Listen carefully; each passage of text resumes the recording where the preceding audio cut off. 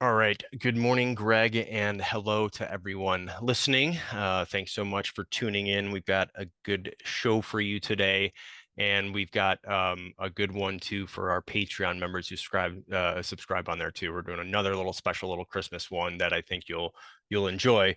But today, Greg, I want to talk about some of the things that I see happen out a lot on the news, and actually had some Yeah. of the listeners have reached out about some of these situations where it's like a YouTube or Instagram kind of prankster. They record something, and they try to get people's reactions and they do, oh, hey, man, it's just a practical joke. So it's a practical joke game again. It's been, it comes in many forms. It's been around for a really long time. Oh yeah. Before you could record it, I'm sure people were doing it outside the cave. Hey, you dress up like, make noise. You're like you're in the bushes, like you're a mountain lion. You know what I mean? Like it's been around for quite some time. But the one that happened recently was in a mall in Virginia where this kid had a YouTube prankers channel, went up to a guy, was messing with him, saying something stupid. The guy they had no idea what was going on. He was trying to back off. It was literally like a 30-second interaction, but the guy, the sort of person who they tried to prank, pulled out a gun, shot the guy.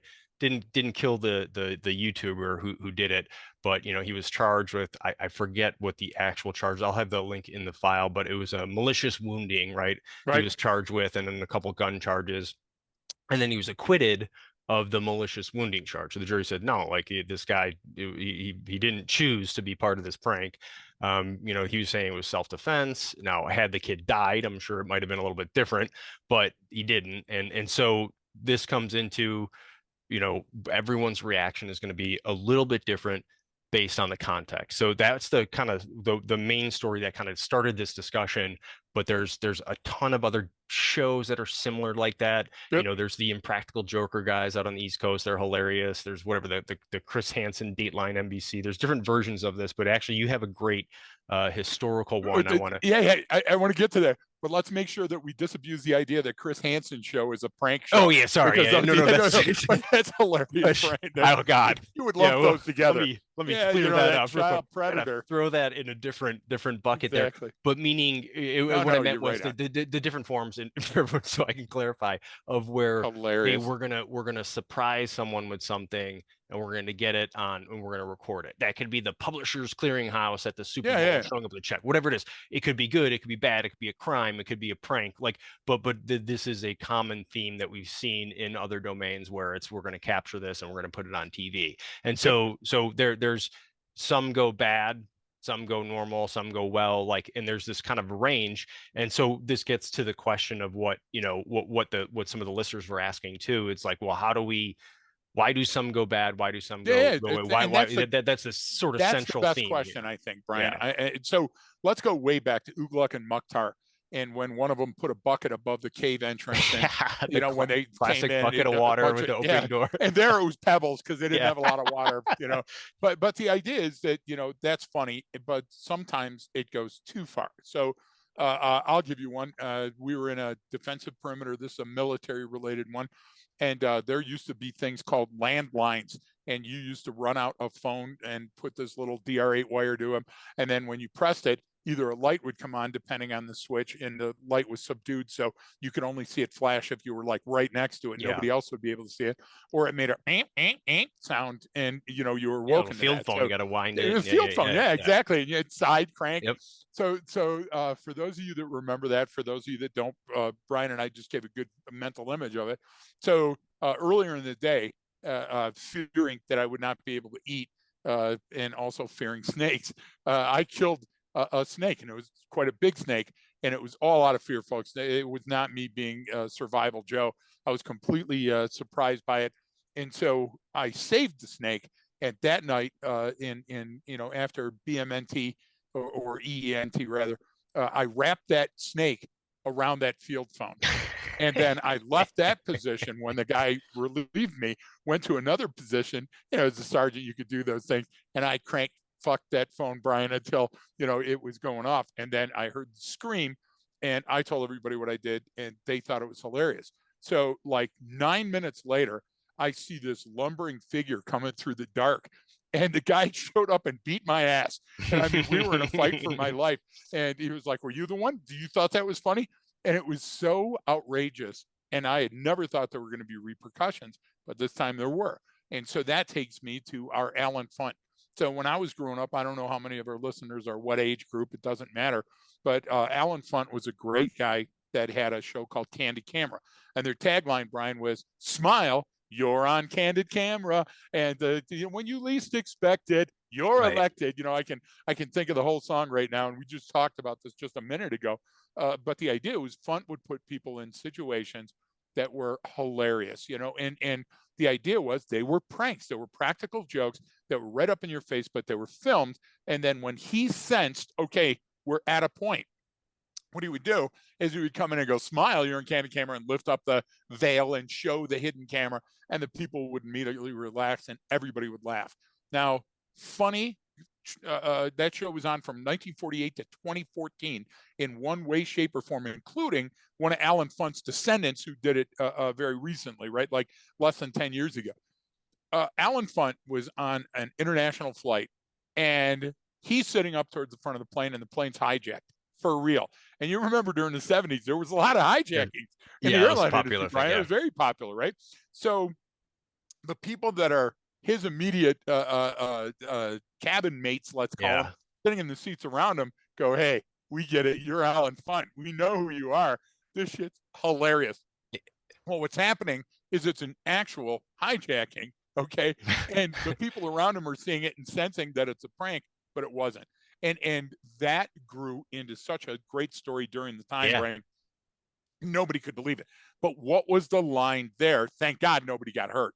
Thank Yeah. God, back then, remember, hijackings didn't all Yeah. end up like They flew him to Cuba. They hung out. He said he exactly tried to run up a big bill or something like that. He gave some at the great bar. story. You get Yeah. what I'm trying to say? So it didn't end with Lee Marvin in Delta Force, with Yeah. our Chuck buddy Chuck Norris. Norris and a Yeah. motorcycle having to free the hostages. Not everything turned into that. Some sadly did, and some overseas resulted in a lot of death all at once. But what's the idea? The idea is we have to understand where the line is, because somebody like Chris Hansen, you mentioned Chris Hansen in Catch a Predator. Yeah. Chris Hansen was never attacked, never punched, never choked during his entire run of his series. Now, there was a couple, too, close calls where people talk shit, but when the cameras came out, they immediately calmed down and went back to their grumbling, right? Yeah. Why that show with such high stakes? And then you mentioned another show, the Impractical Jokers, okay? The Impractical Joker show, they don't show it, but they're getting attacked all the time. They're getting lawsuits. They're getting cops called. So what's the difference? And you know what? If we were going to say, Brian, what's the line? What's the line that they crossed? The line is the amygdala, because aggression is controlled by our amygdala. So if we're looking for a reaction to fear or aggression, we need to go no further. And would it surprise any of our listeners or readers or watchers that the amygdala is one of the earliest? It's at the core. And as our brainstem grew out, the amygdala was always in charge of paying attention to our surroundings and measuring likely danger by fear. So fear was an emotional trigger, but it wasn't the only emotional trigger. Brian, we had our vision, and we had our sense of smell, and we had our hearing, and we had motion, right? Light, motion, and edges. All of those things combined to warn us of something impending. So that became the line. And I think it's still the line Yeah. today. I No, and think it answers the mail. that's the sort of the general way to look at it, right? And it is did it create or did it cause or force some sort of amygdalic reaction by the person? Because once Precisely. that happens, right, now I get all those catecholamines. Now I'm in this survival mode. I'm not seeing it. I'm not going to see it for what it is until I come out of that, right? Yep. I can't see the joke or the humor, in that second, in that moment, and it's real for me. Yep. It's real fear, and that the problem there too, or what makes that more complex is that line is different for every person. And it's different within the same person. I think you're onto Yes, something, right? based and that's Incident dependent, right? yes. And outcomes dependent. Yeah, I agree. It could mean, it's one thing if it could be a similar incident, but you're alone, or you're a Yes. similar incident, now you're in front of a crowd of people, or, what I mean? Or your wife is with you, That's what I right? mean, is And that, you're stepping out, and there's an element of surprise, right? Where Brian, you remember there were shows to catch a cheater or something like that. cheaters. Yeah, Okay, yeah, yeah. That's still on, now, I think. I don't know, but Brian, now you have high stakes. that's Okay, insane to me because think about how many most okay, so most murders, most Yes. homicides in the United States are by someone you know, and it's Yep. typically often related to some sort of domestic dispute, something Domestic. like this. So like, Yes. I mean, that's like if you had to pick the one thing that's most that Right. could potentially most likely lead to a homicide, it's that. And they made a TV show about catching the cheater in the act. Like your And what whole do we world could call be it? crumbling down at that point. We call it poke the bear, because Yeah. sooner or later you're going to be fishing in the Grizzlies, stretch of river, and they're going to attack, Brian. When animals attack, it's always funny on Family Guy, but listen, it's not so funny in real life. So why did Brian, again, to our listeners, pay attention to this part? Why did Brian throw Chris Hansen in to the mix, and why did we just throw this into the mix? Because their types of pranks are practical jokes. There's a surveillance element, there's It, timing, there's there's an all of a sudden ambush we know element. something you don't know. That's Yeah. the ambush there, right? Yeah. So whether we're talking about it in a joking fashion, look, jokes imply a sense of closeness, that you're part of the in crowd, and that's why people prank. That's why when Ashton Cooper does it, or whatever that guy's name is, I don't know his real name. The Yeah. Close enough. 70 is that, am I Yeah. close? Ashton Kutcher. Yeah, Yeah. yeah, okay. I don't watch those shows, but I Yeah. do know of them, and I know he's got a little group. And for a good prank or practical joke, what they do is they figure out a fear of vulnerability of somebody in their close group, right? Yeah. And they exploit that. So now you're so worried about that new Jaguar that you bought, and all of a sudden, oh, it's been towed, and they sent it to the demolishing, Yeah. place because they thought it was a bomb. And those guys are laughing and howling on a secret microphone, and the other guy's freaking out until they let him off the hook. No different, Brian, than you and I sitting and watching a zombie film. And we're eating the popcorn, and all of a sudden that anxious moment comes, da, da, da, and the surprise becomes our ambush element. The same chemicals are going. And Yeah. guess what? Who's at the end of that road? The amygdala again. So here we are talking about the amygdala. So our reaction to aggression is a fail-safe mechanism to get us out of the situation, and our fear literally promotes the Well, chemicals that we need to and get our and feet moving. and you kind of brought up another good comparison there with a movie or why these shows are so popular because Yes, I'm in on it, right? You're in on even when you're watching a movie, even though you don't know what's going to happen next, you're exactly. in on it and you know that it's a movie. That's why they're so powerful Exactly. because you get some of that same reaction, but Yep. your prefrontal cortex knows this isn't we're not really in danger. The movie's going to end, the lights are going to come back on kind of thing, right? And So I so can pause it at any time and walk and out of the and room. and and That's a so big so change. so Yeah. that's the same thing with watching these shows, but the problem is that the subjects in these shows, they don't know that they're in on it, right? They don't Yep. know anything about it. So that's part of what makes it so entertaining, and that's what makes it so honest with those reactions, but it also makes it extremely volatile. And so Precisely. the volatility of them is what's kind of titillating and engaging for people, and we like to watch that. But with you brought up the point too of even that the Ashton Kutcher one is a good one because like I think he uses friends a lot of times or people know like other celebrities, so it wasn't like the random on Exactly. the street, you know what I mean? No, the So the, it's a the relationship. Yeah, yeah, yeah, and yeah. so there's a little bit more control measures in there in a sense, and like he probably knew like they're going to be okay with it, otherwise he wouldn't have done it. And you don't know that with these random people on the street. You So don't. the more you see this stuff, and it's happening, of course, with social media and YouTube, like Instagram, all that stuff. Like people love doing that stuff and getting them, but like you're really you're sort of asking for it at that point. You know what I mean? If something bad happens, you are completely responsible for it. And So, Brian, go to the original article that you talked about this morning on a quick text yeah, that brought us to where we are now. This guy was in the mall. He's a delivery guy, and yeah, he's badgered by a guy where in their title, goons is part of their title. But what they did is they transported themselves from social media Ethernet, from social media being on TV or text or anything, to following this guy around in the mall and pestering him and heckling him and getting in front of him until he shot him. And so I think there's an element of in person spontaneity, psychological and emotional ambush. I think that overwhelms us. And let's see how the amygdala works. Let me take you back to a little girl when you were a little girl, Brian. And I was I'm I was so happy walking. back then. Exactly, you were much happier, Brian. Embrace. So I've got my shopping cart and I got a couple of things to get. And Shelly's in a different part of the store. So I go down into the outside of the store and I encounter this little girl. And it's kind of like if you think of the twins on not Amityville, the Stephen King one with the big lodge, the hotel. Oh yeah, the You know, Shining. yeah, Yeah. Shining, the Shinning. And it's around this time to Christmas time. So fear yourself.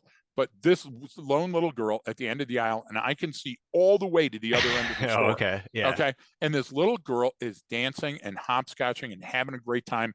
And she's probably second or third grade. Do you get what Yeah. I'm trying to say? That young. And she's running her hands across the cans on one side and the other side. And as I go by the first aisle, I see her mom is taking a left. So her mom is down by the cling peaches, pushing the cart. You get what I'm trying to say? Yeah. Unbeknownst to the girl's still dancing and parading and singing to herself. And all of a sudden she stops. That's her amygdala. And her amygdala is going boop and sending out a sense message, boop. I think I'm too far from mom, boop. What could be the danger? And she pivots and she turns around and sees no mom and sees Gigantor pushing the Yeah. cart. She shit, literally and figuratively, and started screaming and running until she found her mom. Why? Because her little amygdala isn't formed on anything other than survival. So when you Yep. were at the wedding, Brian, and you saw that same little girl, and you said, "Hi, little girl," and she went over to whoever female had a long dress and gripped the dress and pulled it around her like curtains, that's because her amygdala wasn't formed for the aggression part to fight back, to do any of that. It was Right. just fear. It was Yeah. just pure fear. So those kids at that age, when they're involved, let's say in a domestic, in the living room, and mom and dad are screaming at each other, those form the same cuts, the same axons and dendrites come to form that synapse, Brian, and it's not a good one because back then all they're doing is going, "Oh my God, I'm so scared. I don't know how to get out of this Well, situation." and Think especially of in the that, psychological toll. Come on, and especially in that situation right there, because then those are the people that they're supposed to run to when they're it's scared, that they're programmed to, and it's now they can't. So it's like I'm and both completely mommy on and my daddy are own. different people, people Yes. that I haven't seen very, very often in this manner. And maybe there's alcohol on board, or maybe there's violence that's going on. And think of that little brain. What do I do now? Well, Because that's there it, is no there is file. nothing because they can't. They know they're helpless Yep. at that age. Yep. You don't have, like you said, you don't have the aggression yet. Yep. You haven't really learned your brain hasn't evolved to the point. Your amygdala hasn't evolved to the point where like no, you Nope. can fight back, and it's fear based, and you're so that I mean that's well, that's gonna fundamentally change the way your brain is wired from that point forward. Precisely. But and that's a great example of the development of the amygdala, how it works, the reactions you get, and then what that does to you or stays Yep. with you for the rest of your life. And then because now you're thrust into this public situation where you don't know what's going on, because that was what was interesting too about the mall one, is that it was a 30-second interaction. So 30 seconds from the time Yep.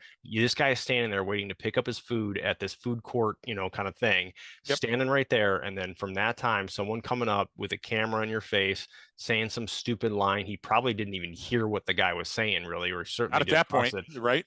Because if I surprise you, what's your initial reaction? That startle response is initial, and it's there. Your hands come up. You're going, "What's going on?" To protect yourself. Like, that's autonomic. You can't. It takes a second to walk that back and get those catecholamines to kind of flush Yes. through your system. So your brain has to realize that. And this guy kept pushing. He did walked backwards, or you started walking away, like what the heck's going on, trying to get some time and distance there, trying to get some space. The kid kept following, kept putting there, and he just drew his gun out and shot him. And it happens so quickly, and it just goes to show you how quick those reactions are. And all of those are different for different people.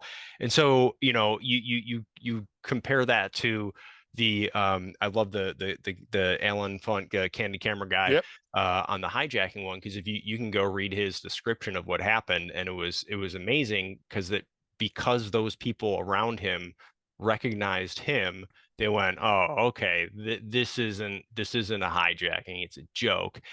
But Right. then he said because of all the other elements in that situation, where like the hijackers kind of like were wearing suits, the captain came over the radio and he was super calm.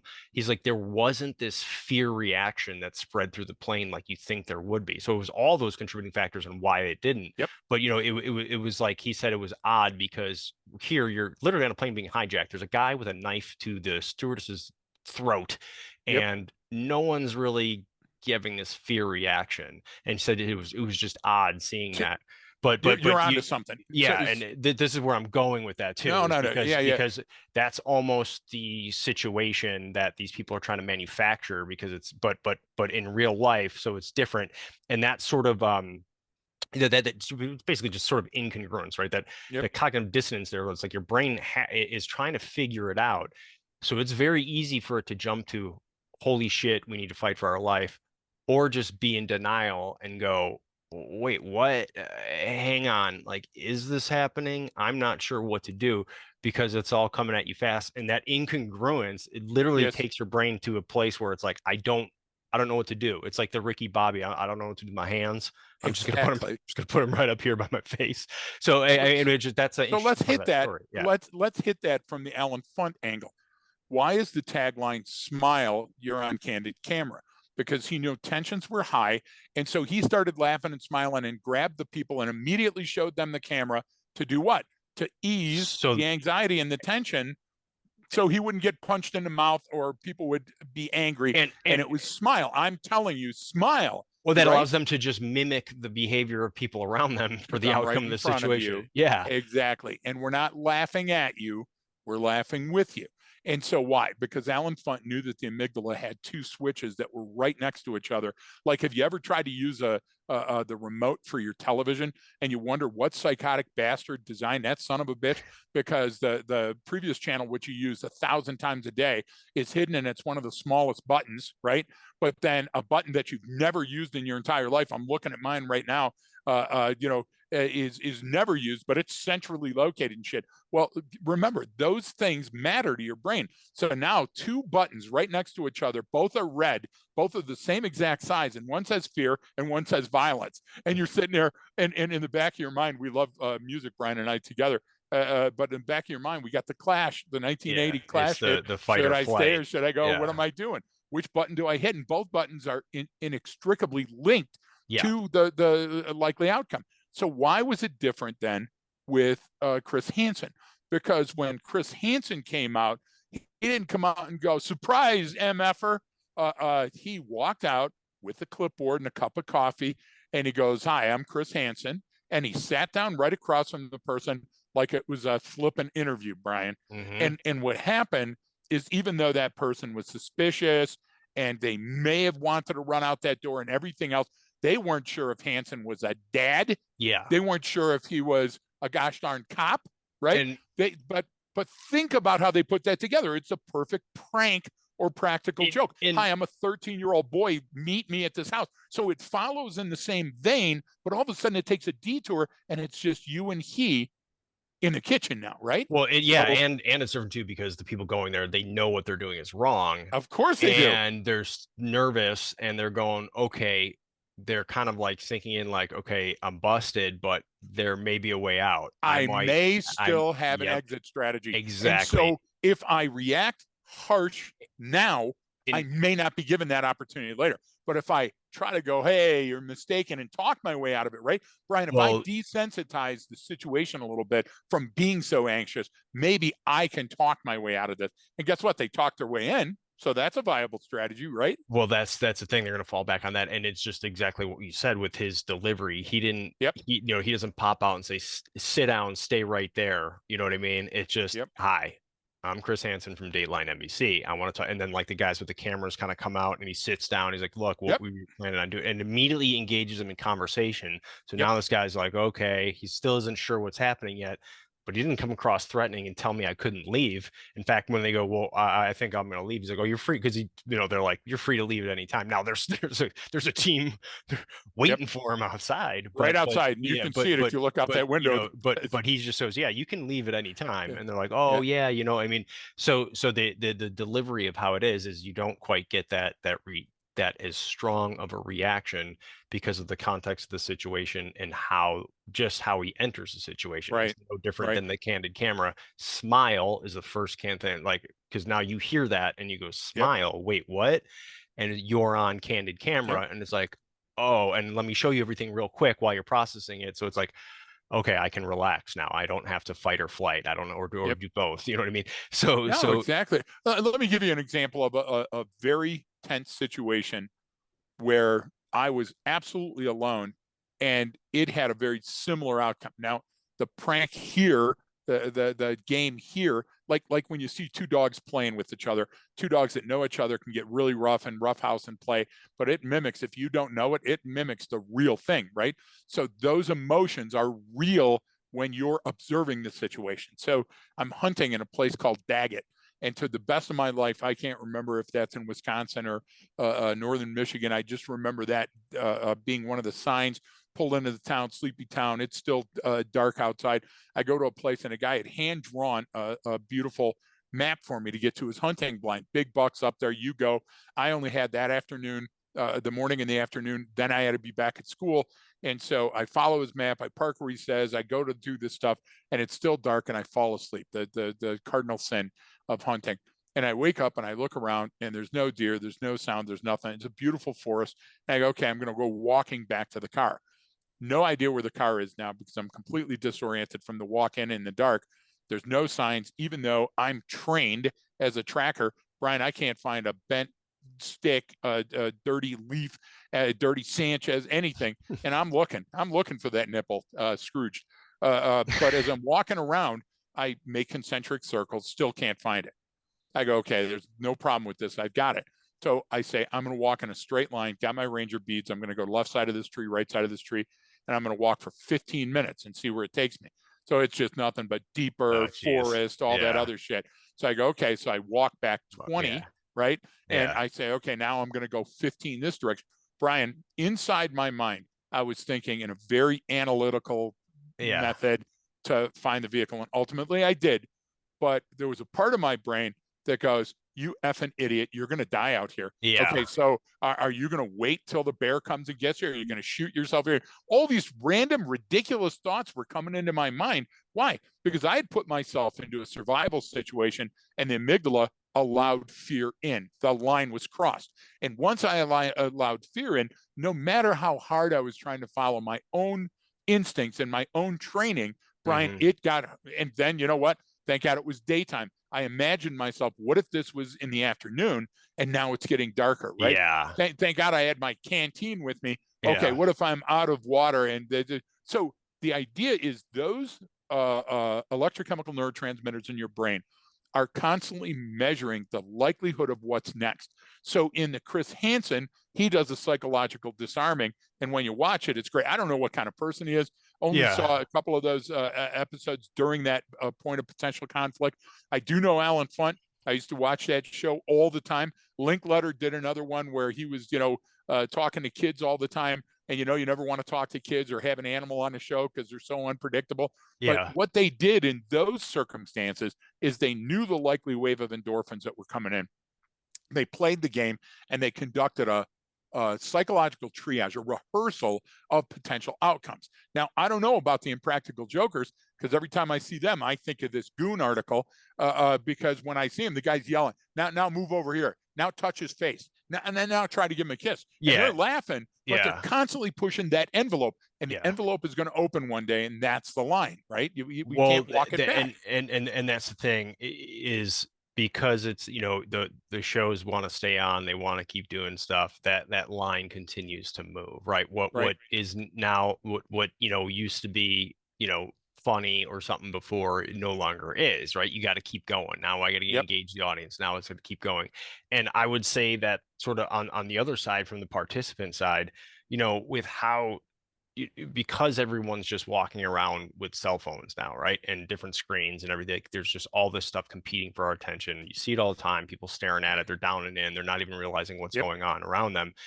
I almost wonder if that it's more likely you're going to get an overreaction to these events, or these things will continue to get worse because you're now, when you don't have a phone on you, you're sort of forced to take in a little bit more of your environment, no matter if you're Certainly. tuned out or you could be playing songs in your head, it doesn't matter.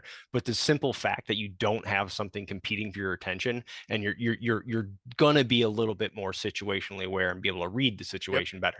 But if I'm down and in, and then boom, all of a sudden this happens, there's no time for me to literally take in the surroundings and try to figure out and read the situation. There's zero time. It's just Flash to bang. You're exactly right. and so and that's kind of my concern with some of this is that as that continues, because people are always going to do that, well, now people are so down and in that it's going to be either no reaction or overreaction, right? They're either Yep. just not going to get it, right? Because they're not what's going on, or that fear is just because that's our go-to. That amygdalic reaction is our go-to for our brain and our body. I don't care who You're you right. are. We don't choose it. We It don't, chooses nope, us. You're exactly. exactly right. And Exactly. so that's my concern too with as these go forward, that all of a sudden it's just going to be an immediate reaction from Yep. books like this. I mean, if you look at the 30 seconds in the shopping mall, that kid could have died right there for some YouTube, likes and that kind of thing. And that's where people are at. And then if you add in there, Yeah. just depending on what else is going on in that person's life, you don't know. So that's kind of like big picture on what I see the issue with this is too. And you brought up something earlier about with a joke, right? With this sort of practical joke, we're going to play a prank on it. It's usually someone like like we all do that with our friends, and Yes. they're part of the group, and you're not going to have that reaction because it's your buddies. You know what I'm saying? It's a little bit different. The dynamic is so different, Yep. and so we have a closeness. We have a relationship with that person. Even to the Ashton Kutcher one, he had relationships with all these people. He knew them, but then because sort of how we interact on social media now, there's like this feeling of we're more connected and we're closer and we know each other because we're now part of this larger community. But that's not a real But you're connection. not. It's not a It's real the community of but that's what I'm right. saying. Right. And what's changed with this stuff now is that it's like, okay, well, now we're all part of it, we're all in on it. You're like, no, no, you're not. Right. That's a virtual world that you interact with, and it interacts with you, but that is separate and distinct from what happens here, right? Yes. Out here in real life. Like so it's almost giving you this illusion of connectivity. It's giving you this illusion of community that doesn't exist when you walk out the front Precisely. door.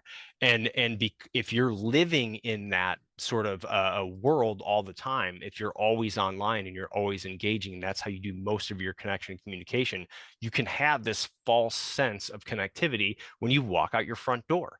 And Yep. you have to look at them as separate and distinct because you're not, that virtual world is not the real world in any way, right? I mean, there's nothing better than when you see some conversation take over on social media and gets blown up and all this, and then what happens is you find out a week later, it's like, well, that's actually not the story that occurred, and that Not was at all. actually really rare. And Right. no, now no one takes it back and learns from it. They're Exactly. on to the next one. So you're caught up in this world, and now you walk out that front door and it's a very different place. And so there's this illusion of connectivity and closeness to where those things appear or feel like they're okay to happen, Yep. where it's not. I mean, you look at this case, just the one in the mall got me too, because it's like the fundamental beliefs of what our democracy is based on, and classical liberalism and how we view the world is you should be allowed to do whatever you want so long as it does not impede the rights of others, right? That's the Right. general idea. That's like a foundational belief before you even get to what those laws mean. But what you're doing is you're not allowing this guy to do that. You're impeding on his rights. You're impeding on what they do. Like that goes against everything that we're trying to do. And I don't think people, obviously they don't realize that when Yes. they're doing these type of pranks, but that's grounds for like I'm not just my amygdalic reaction, but literally our legal system is based on, our laws are based on you not being able to do this Exactly. to me. So Exactly. there's the justification there for an overreaction right off the bat. You know what I mean? So that's why these things are so volatile, because it really there's so much getting crossed. The lines are getting crossed, and this is how it plays out. And people are So going to die, so and someone's going to go you're to you're jail. you're exactly right. Somebody's going to die. And what you're talking about is psychologically a system of false socialization and forced socialization. So in the mall, I'm forcing socialization on you by getting up in your grill and continuing to mess with you until you bite back. The false socialization is the type of thing that we're seeing in the world. For example, Ukraine, everybody got behind that. We knew who the enemies were. And hey, these are people that look like us and live in houses and drive cars like us and eat food that we've eaten before, Brian. And many of them speak flawless English. And I know that there's a person in my community that was born and raised there. So the idea is that all of a sudden now we have this socialization that we accepted and we followed it. But then all of a sudden Israel Hamas comes up. And now we're not sure about that, but they're kind of like what we know. And we do know a lot of those folks, but like, is the Palestinian really the now, Brian, what we've got is we've got that false bottom to the socialization, because some of those stories seem like they're the real thing, but they took me. We didn't have all of the same types of stories coming out of Ukraine, which were just lie upon lie and Yeah. lying about this and that. Now, there were internally psyops, right? But that's not what we're talking about anymore. Now we're talking about that the line, my amygdala is not sure where the line is anymore. Well, Okay, am I facing this, or is this just an internal issue? well, Is this a long way away? You get what I'm and trying to that's say? because It's of the not the same previous thing, right? state. It's not the same. Like if the Ukraine Exactly. war had never had happened and it had just been the Hamas attack, that would have, I Yep. guarantee, would have been a completely different reaction. Completely. But now And everyone's like, now well, we're wait a not. minute, now we're doing this again. It's like, So, well, it's a separate incident. It's like, no, it's yeah. not, because of this. It's like, well, yeah, but So and now that here's another socialization is forced different. socialization. They throw in, you're spot on, Brian, and we're talking over each other, folks, because we're so excited and amped up because it's true. Look at it. So I want to tell you something about the Chinese. I got a friend, Greg Daniels. By the way, shout out to Tila. Thanks for being a listener. Shout out to my niece. Thanks for being a listener. Those are great guys when we hear from them, especially over the holidays. But Brian, Greg Daniels constantly talking about China and how dangerous China is and this and that. China may be dangerous. But when was the last time China was tested militarily? Exactly. When was the last time anybody in China fired a shot in anger during a Exactly. combat? Okay, so kiss my ass. That changes the math. And you, pundit, that are out there looking and saying, well, numbers of numbers and numbers facing numbers. Yeah. Okay, Okay. Israel's a small country, Yeah. and Israel is a volunteer military with a whole bunch of people that are coming together now to band for, and all of a sudden in Detroit, where you've got the highest Muslim population and highest number of Arabs outside the Middle East, all live in Dearborn. And I grew up right outside of Dearborn. Okay, we never had any problems with the situation for the Gulf War. As a matter of fact, most of my Terp Yeah. translators were from Came for Dearborn. there. Yeah. You know that. And so when we went back for the graduation ceremony and we met with all the Dearborn coppers and talked about the issues, even Brian, even the underwear bomber that tried to burn in Wayne County to Detroit Metro Airport, all of that other stuff, that didn't shake the resolve of the Arab community there. They were strong, they were smart, okay, and they lived side by side with Israelis. That wasn't a difference. But now what's the difference, Brian? Now it's the forced socialization. Now you have, your silence is violence, Brian. You have to take a side. Yeah. You have to pick a choice. So Yeah. what you're doing is you're putting me back out in those That. woods where I've got this fear, and it's not something I can see and hold, Brian, but it's still fear, and it's motivating me to have all these chemical reactions, and I'm not sure what to do, so I'm going to act out somewhere. Well, You squeeze a water balloon, that fucking that's water balloon is going to be coming out of your fingers yeah. one way or the other. You know? When you increase the pressure, it Yes, forces it forces a reaction. And so you and because we're humans, that's right. not going to be a subtle, it's not going to be a nuanced reaction. It's going to be A or B, right? And so you're Precisely. forcing someone to sort of choose sides with this, which goes right back to all of these things that these situations that are manufactured with all of these different pranks. It's like you're forcing someone to say, am I under attack, or is this all a joke? Exactly. Is And this you think okay, or is this not okay? you're And so I don't have all the information to go off of. right. I have to go off my emotion-based decisions that all Yes. humans do and what's right in front of me. And if it's fear, if it's a threat, then Yes. that's what it is to me. And it gets coded my brain that way. And that's how it's going to be. You're exactly And right, but we're not talking apples and lawn chairs. The idea of and this didn't slip into Hamas. This has nothing to do with that situation, but it does, because Hamas's atrocities at the beginning during that invasion, Brian, that's ridiculous it shit. was You so can't do brutal. that. It That was is, so it's unbelievably horrible. brutal. Yeah. But then somebody is going to come up to you with a camera and a microphone and go, well, it's no different than an artillery strike on a hospital. Well, wait a minute. What are we doing Yeah. there? What are we trying to force? Yeah. So the idea I think intent outlandish has a joke, lot to do with how we should determine come on, what's right or what's you know, wrong, right? but listen, in that same conversation, don't bring up a DUI accident that kills a kid.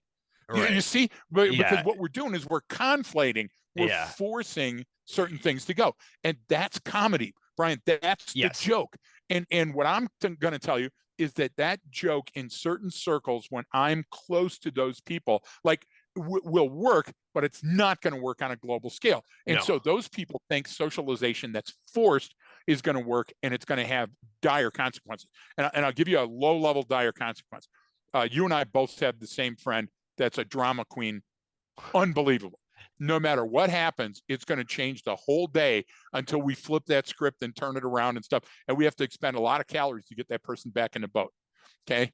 So no matter what we do, don't say this or this, because the drama queen will show up and it'll take us hours to pull it back.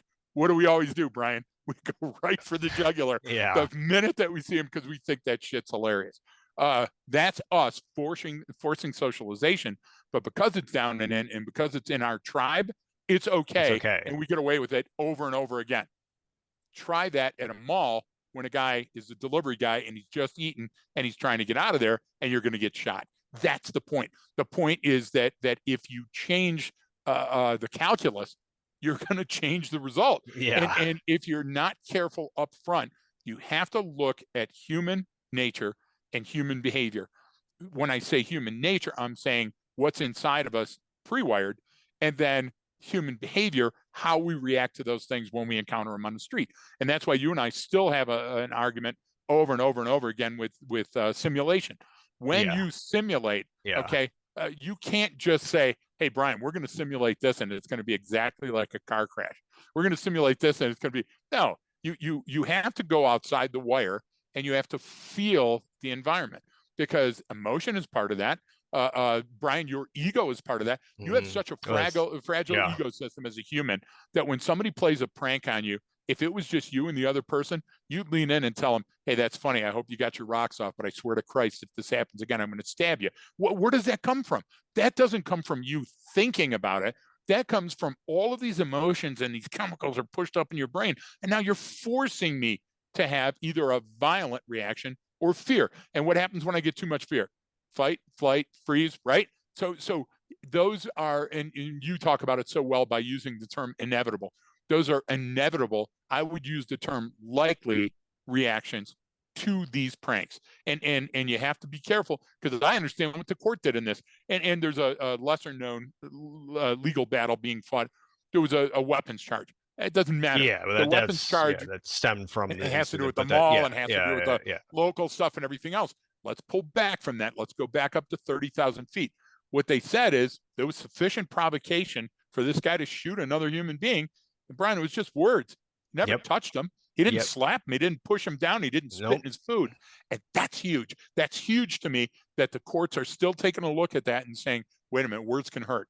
And defiling, besmirching the name of Earp is still a crime that's punishable by you shooting somebody. It's like the Old West. In the Yeah. Old West, if you got up in somebody's grill and they shot you, you could say, Your Honor, boys will be boys. And Yeah. somebody said, yeah, I get that. Okay, that is borderline what we're seeing here, but it's not because of the gun toter.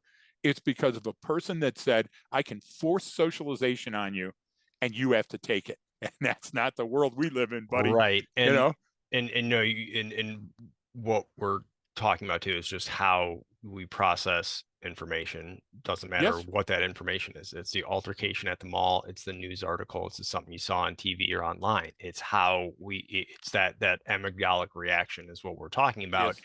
and how powerful that is, and how I think it happens, without us realizing it. I mean, it's running No, in the background, meaning exactly. and people, and that's what people really play on, who have popular, whether it's a news show or Yep. whatever. They're playing with that because they know it'll engage people.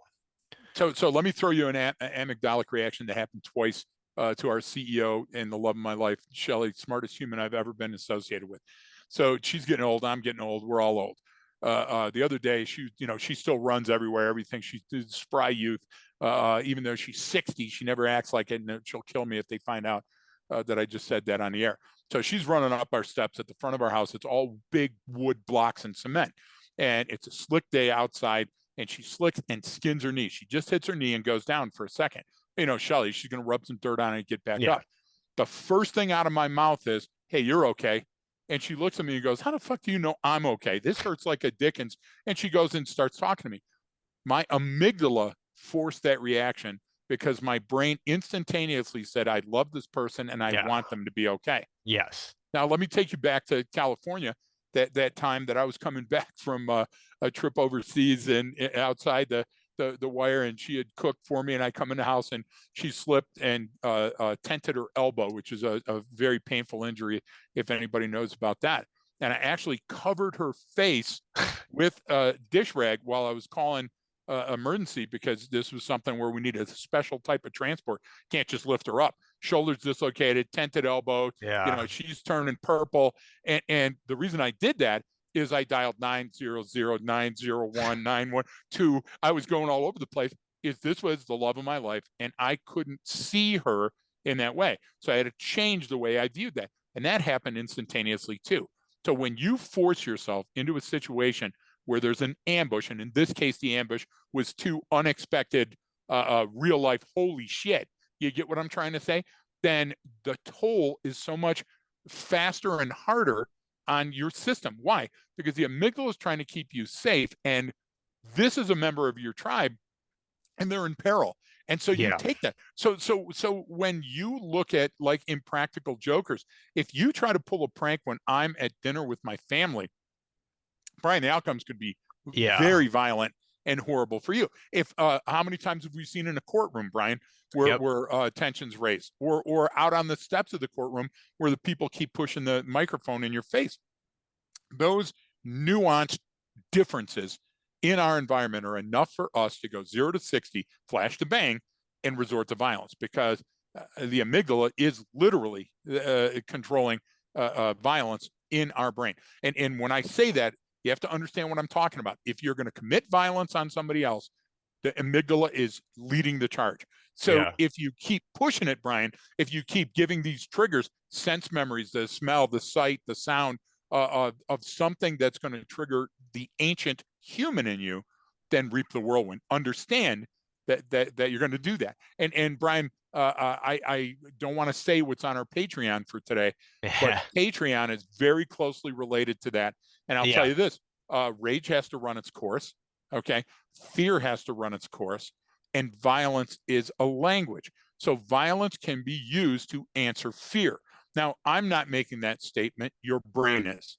Back up and listen to what I just said. Yeah. Violence can come out of nowhere, Brian, to protect you against impending fear, which thinks that a threshold has been reached, that if you don't react violently, you may become injured, and your brain won't do it. Your brain will not sit there and measure. Your brain will go, I side with Yep. Greg. I side with Brian Yep. every time. It has to make a Has choice, to. and it's an A or B choice. Yep. It's a 0 or 1. It's That's why we completely. give awards for a Yeah. guy jumping on a grenade to save his team, because that doesn't happen. Okay. No. And Well, when you see something like that happen, it's so outlandish to the way your brain is wired. yeah, Your brain and is wired you first, but then you know? then that's also too, like, that's through training, right? Of course. You can overcome the natural reaction to want And to love. yeah, Okay. And but relationship. I'll give you an example. Go back for a second to forced socialization. You and I travel a lot on an airplane. I see the kid come on the airplane with the hat pulled down, with the earphones on, with his eye protection on, looking down at his phone, adjusting the music, never pays attention to what row or aisle or who's around him or anything, and walks by me. I see that kid out of a plane of 176, 170 times. Then I see a mother, and she's carrying one baby, and she's got the other kid in front of her, and she's looking at every person at every aisle and talking to the kids and managing the bag, right? The whole time. Why? Because the stakes are different. The stakes are higher there. And then the next person comes on, and they've got that shitty backpack with the strings, doesn't even have straps on it. And they're turning to look around, and they're smacking me in the head and smacking the other people in the head. We talk about situation awareness. Situation is awareness is born. It starts with the amygdala throwing the rock in the pond to check the things. And when I see that young mother with her kids paying attention to her surrounding environments, I'm immediately transported back to how our fundamental wiring was created back in the infancy of humans. And yeah. thank God for the amygdala, you know? Yeah. Yeah. And so I'm trying to pull out the lesson here, the so what and everything, and I got the sun coming in my face. No, but I see that. we the reason why these are interesting stories to us is because these are just more examples of like this is how humans are wired. These are primal reactions that Yep. you cannot control. And so when these situations occur, like you can't be surprised when, I was when this one, even when the mall shooting one happened, I was like, it's Yep. not surprising at all. And it's going to keep happening and people are going to keep doing it. And this is why. But then big picture, this is why a lot of things happen, right? This Right. is how So what? What's the so what in there? we yeah, we process all information at a very primitive level many of the times. And this isn't sitting back, I'm reading a book at night, this is interesting. Okay, I'm diving into something. I'm talking when it's getting beamed at us and and it's Yes. headlines and it's taglines and it's meant to rope you in. You're getting an amygdalic reaction. Now, how Yep. powerful it is dependent on a number of factors. But Time dependent. well, Okay. time, your Condition, association context. with what it Exactly. is, like Yep. if it's just something But you have those aren't surprises, Brian. We no. know that going in. That's what I think is and key. and so it is how we process information at a very primal level. It's happening no matter what. And so we, like you brought up when we talk about all the time on the podcast about humans having sort of what we call like a fragile ecosystem. It's Yes. how does this affect me? How is this going to make me look? You can be an incredible human being, you still have that going on in your head. It's not something you shut off. It's Yep. just part of our survival. And so I when these things occur, it's out. Not only is it not surprising, but it's a look into this is how everything works. This isn't just these situations. This is how Exactly. your world is to your brain. It's different than your prefrontal cortex. Your limbic system is kicking, and it's having a very different experience than you sitting in the food court at the shopping mall enjoying the Cinnabon with your friends. Exactly. Like it's two different worlds are happening within your brain and you're not even realizing it. Yep. You're not psychologically homeless. You're there. Sorry. I love you I for bringing that I up. had to work You that get in extra there. points. My our new You can be favorite hated geographically term. homeless. I'll Yeah. give him that one. Yeah. You can be an unhoused person, but Exactly. your Yeah. psychology does have a home at all times. Listen, if Um, we're gonna talk about bringing it in for a landing for a lesson, remember when you rub the lamp and the genie comes out, the genie's got to look around and figure out what the fuck is going on. mhm. Because when the genie comes out, he comes out and goes, "Hey, what do you need?" He doesn't come out going, "Got it, I get it. The car's out of control. The brake lines were cut." Your amygdala is exactly like that. Your amygdala constantly sensing, constantly waiting, and all that other stuff. It has to wake you, the genie, and say, something's different. Better look around. Something's here. And Brian, if we're not aware that that occurs in that order, that it's your brain that's triggered by the external arousal, and you have to catch up when you come out of the lamp, then you're going to be behind the curve. When you're behind the curve, what do you got? You got fight, or you got flight, or you got freeze, and all of those can be detrimental to your survival, or your relationship, or your kid's survival, or living through this traffic accident. All of those are immediately dependent upon your amygdala, and we give no thought to it when we go out into our environment. As a matter of fact, we add a bunch of shit to it, Brian.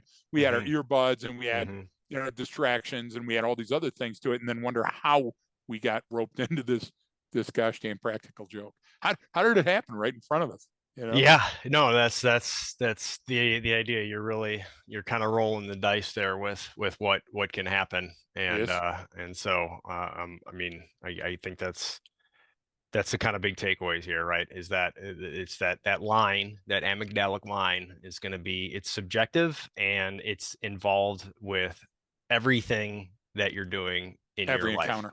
Every every single encounter. one. So I think that's a good takeaway. And Yeah. like you said, we've got some more fun stuff, Christmas related, Oh my gosh, I can't amygdala wait. related too, Yeah. for the Patreon Funny how we subscribers. did that. Funny how Yeah, that we took an exit and both of these stores are on the same street. I never yeah, thought of that. no, neither did I. And then we robbed the store and then we spent the money at the liquor store. So, Exactly. And got back uh, on the freeway. None of which um, you should do. um, on that note, Exactly. we do appreciate everyone for tuning in. We do have more on the Patreon side. We've got We do. more stuff coming up next year, which will be fun. And this will be out right? I think, wait, this is going to come out like right after Christmas. So we hope everyone had a great Christmas, and then you get some time Yes, off we and do. spend time with the family and all that stuff, and got some good ones. It can be a tough time of year for some people, especially when If it is, you've reach lost out and loved tell ones or somebody. something. But yeah, Yeah. stay in touch with folks. But we appreciate everyone tuning in. Again, like we said, if you enjoy the episode, share it with your friends. Check out our Patreon site, and don't forget that training changes behavior.